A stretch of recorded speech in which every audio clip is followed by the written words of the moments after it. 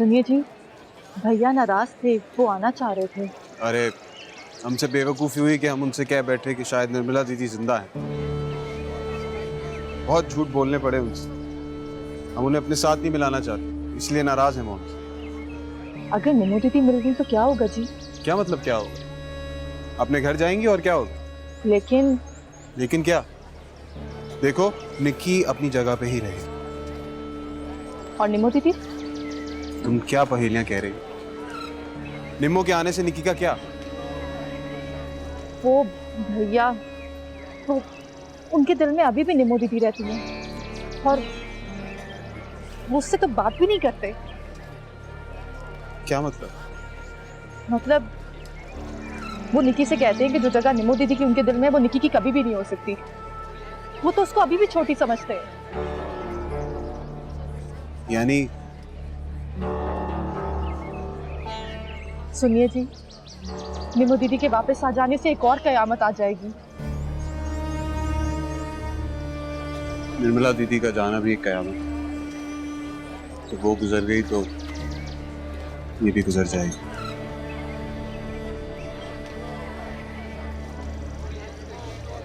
चलो।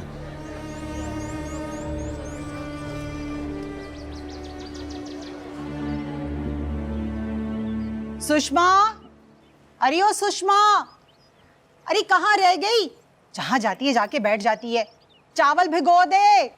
माँ, अरे प्रीतो, प्रीतो मेरी बच्ची। दामाद जी आए हैं। जीते रहो, जीते रहो, जीते रहो, खुश रहो। अच्छा किया तुम लोग आ गए। कैसी है रीतू? ठीक हूँ माँ, तू कैसी है?